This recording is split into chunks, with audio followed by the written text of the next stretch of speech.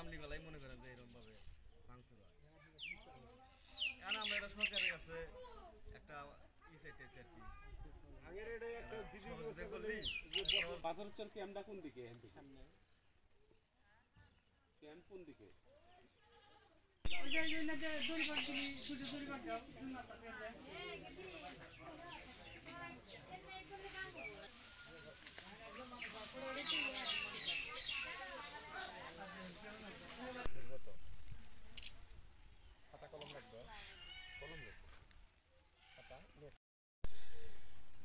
পাথরচর ক্যাম্পটা কোন দিকে?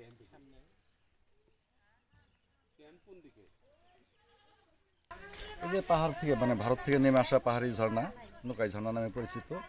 এটা প্রতি বছরই বর্ষার সিজনে আমাদের এই জায়গাটায় প্রবল স্রোত আসে, ভাঙনের সৃষ্টি তৈরি করে। এই অবস্থা আমাদের পাথরচর গ্রামের অনেকগুলো ঘর ইতিমধ্যে এই ঝর্ণার কবলে বিলীন হয়ে গেছে।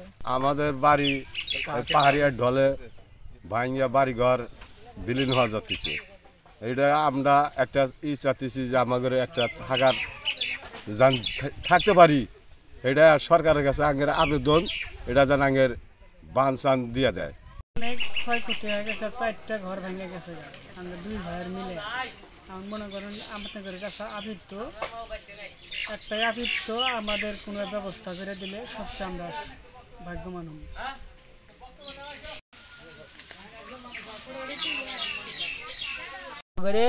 এই দেশে কোনো নিরাপত্তা নাই, এইরকম ঝড়ায় ভাঙচুর করতেছে।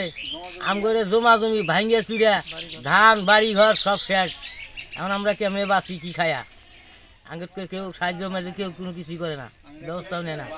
জীবনে কারো কাছে কোনো সাহায্যের আশা করি নেই। জায়গা জমি গেছে গা বিদায় বাড়ি বিড়ে জ্বালা। এই জন্য আপনাদের কাছে আমি জানাইলাম যে আমি যথেষ্ট পরিমাণ জানি আপনাদের দিয়ালে উপকার পাই। আমার নাই খাওয়া দাওয়া, নাই থাকার জায়গা, যে আমি কোন অবস্থায় আছি আপনাদের তো ছবি তুলে নিতেছেনি, দেখতেছেনি। না আমার আর কোনো জায়গা জমি নাই, আমি যে গড্ড তুলবো আমার এই ঠিকানাটাও নাই।